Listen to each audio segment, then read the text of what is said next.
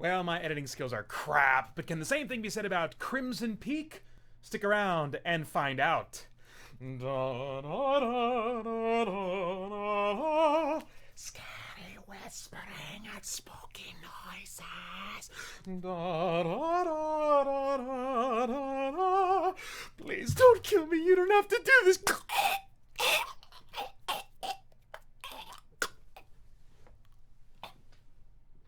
Okay, so Crimson Peak, Guillermo del Toro's latest movie, takes place during the Industrial Revolution. By the way, I'm Peter Franson, ChristianGeekCentral.com. I forgot to say that in Spirit Blade Productions. So this is my uncut review of Crimson Peak. So yeah, during the Industrial Revolution, Edith is an aspiring young female writer who is enchanted by the affections of a mysterious English landowner named Thomas.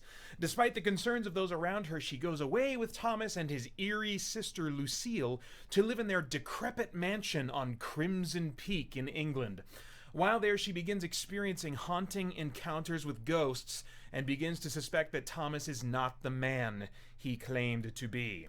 All right, so this is going to be a spoiler-free review because largely there's a big mystery in this, and that's, you know, whether or not who is Thomas? What's going on with him? Can he be trusted? Is he good or bad or whatever, you know?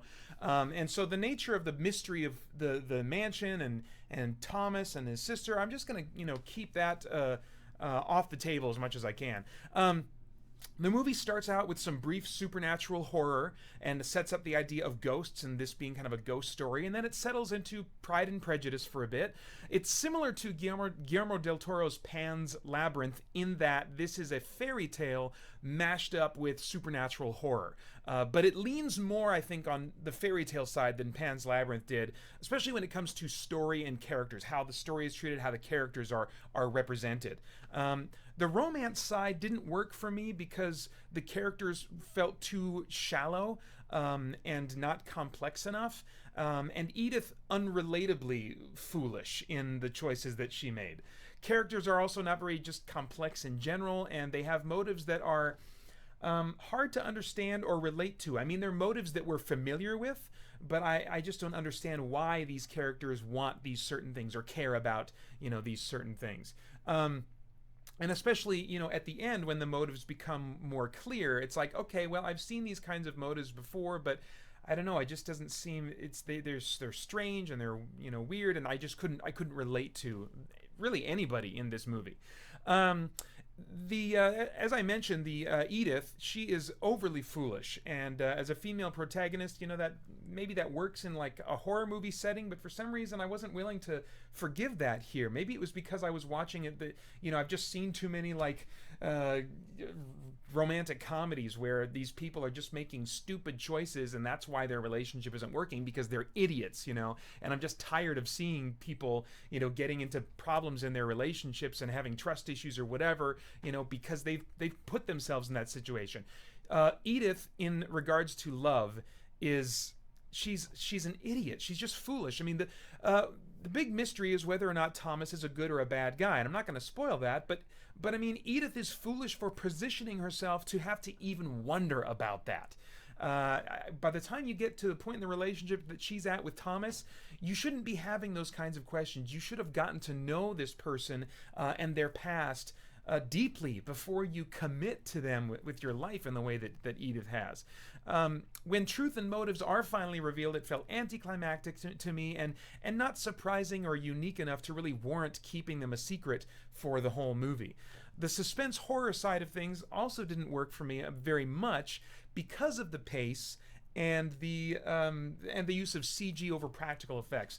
Pan's Labyrinth, now they did use CG in Pan's Labyrinth, but they used a lot of practical stuff as well, and so and it has to do with motion capture. That's what it really comes down to. When you see like one of the creatures moving that's a guy in a suit, you know, there's just kind of a jitteriness and imperfection to the movement that is just unsettling because you recognize it as moving organically and real, and like you're just creeped out by it. But CG, because motion capture just can't capture the really minute details of human or biological movement, it just looks a little bit too fluid to my eyes, you know. And so I was disappointed in the amount of CG that was used to represent the creatures and stuff, and so that downscaled the creep factor factor for me that I think I normally would have in a movie that comes from this director. So that was a bit of a bummer.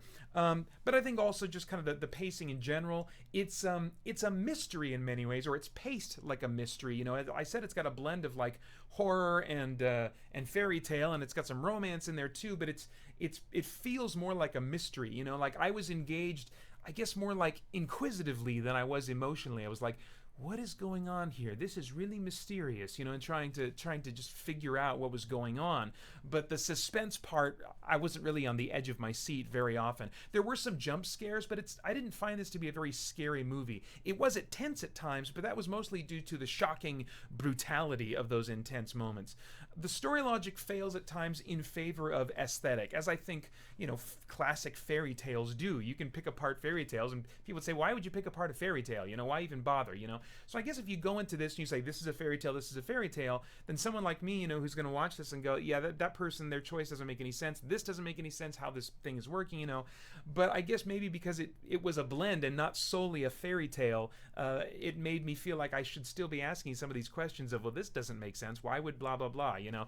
Like, for example, there's a giant hole in the mansion because it's decrepit and falling apart, and this in the ceiling and a few of the floors, like a big train dropped out of the sky, just made holes in several floors, and it's constantly as a result, when you walk into the main room of the mansion, there's like leaves falling down during the autumn, snow falling down during the winter, you know.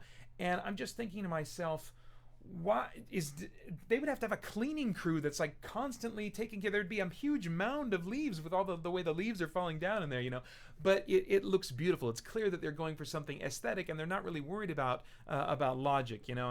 And that potentially can hurt the movie, I think, for some folks. It did a little bit for me. And you know, character choices like Edith going away to live with a man that she hardly knows anything about, seeing crazy stuff at night and not being persistent in saying, hey, Thomas, we really do need to talk about the crazy crap that went on while you guys were asleep last night. And by the way, where were you? And da-da-da-da. You know, I mean, there's just questions that she does not persist in asking, and I'm just like, okay, lady, well, your fate is your own, you know. So it's a fairy tale that you just have to accept without asking the motives and decisions of characters to be relatable or to always make sense, which I found difficult because of the other story types that were blended in with this one, of which I would normally ask those kinds of questions. The purpose, I think, probably is to engage with the intended message and just not let the details and the logic and stuff get in the way. Near the beginning, there is a hint that this is not a ghost story, but actually a romance or maybe some other type of story, and the ghosts are symbolic because the main character is writing a story. She's trying to sell it to publishers as you know, as not have it be seen as a ghost story. She's like, well, there's a ghost in it, but it's not. The ghost is symbolic, and that idea is stated 2 times, and so I was like, okay, I think they're getting a little meta on me here and trying to set me up for what this is. Like, don't treat it like a ghost story. Like, okay, ghosts are symbolic. Good, check. I get it. I'm ready to see the symbols and stuff. And so, you know, I think I did pick up on at least some of the symbolism that was intended, but it didn't help my emotional engagement. It really just my intellectual engagement, and I don't know if I really wanted to be intellectually engaged with a movie that has so many horror elements. I would have liked to have been emotionally engaged in a movie like this. Okay, the cast. I'm not really going to talk about the cast. A few familiar faces. They're all fine. They do a fine job, but I think they have so little to work with that they don't get a chance to really shine as performers. The stunts and visuals. I'll just talk about visuals. Actually, the visuals. If you see this movie, this is the reason to see it. This is a visually fantastic movie. I wouldn't be surprised if it wins an Oscar. You know, I mean, it's just haunting and dark and beautiful at the same time. I mean, it's just a visual feast. The mansion itself, the strange architecture of the mansion, all the furniture and all the objects that you're looking at that are in the mansion, the costumes, just the color choices as well, the falling leaves in the middle of the house and the snow. I mean, it looks beautiful. It looks enchanting. It looks surreal. It looks like a fairy tale, you know? And so that's why you watch a movie like this, to just enjoy, I think, the visuals of all the ghost designs also really creepy. Despite my dislike for some of the CG, the designs themselves, I was like, yeah, that is really creepy. That's like, wow, you know. I mean, so really great stuff going on visually in this movie. That's why you would see it if you just want to have a visual experience. I don't mean like a lots of cool horror explosions and action, and it's not that. It's not that. But I mean, if you just want to appreciate just like these detailed, beautiful, dark, and strange visuals, I think that there's a lot to enjoy, especially in the mansion and the objects, the set of each scene. Okay, so is there anything in this movie that might spark worthwhile thought or conversation about matters that are moral or spiritual or philosophical or whatever? Well, maybe. I think that possibly, like I said, one of the intended themes I was able to pick up on, which is be careful who you fall in love with, you know?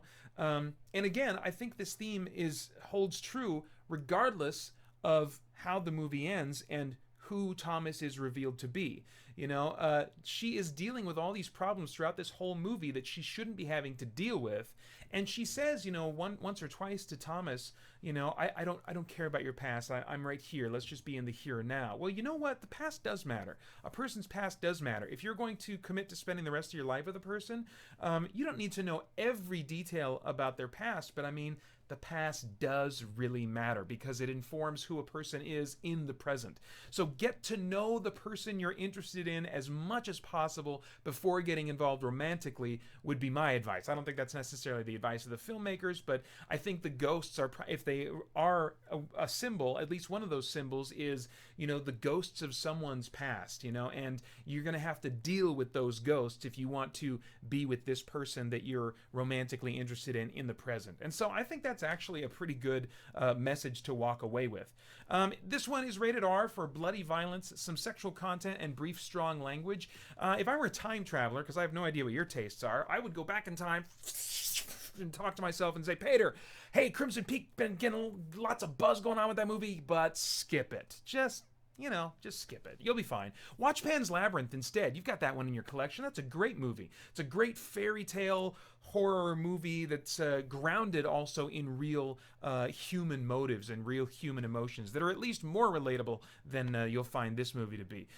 This movie makes a better music video than a story. So there you go, Peter. Save yourself a little bit of trouble. Now, I don't like numbers, but if you do, how about a 7.0 out of 10 for quality in this movie? That's about a C score, I guess. And relevance, I would give it a, let's say, 7.5 if you care about numbers. And C, again, would be kind of the range in there. Maybe a C+.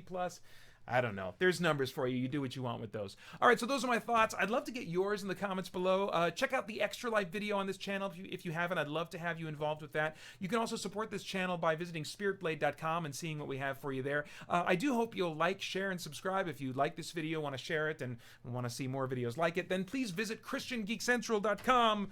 Boom! For a ton more content and community. I hope you join us there soon as we continue to geek out and seek the truth. Once again, I don't have it ready.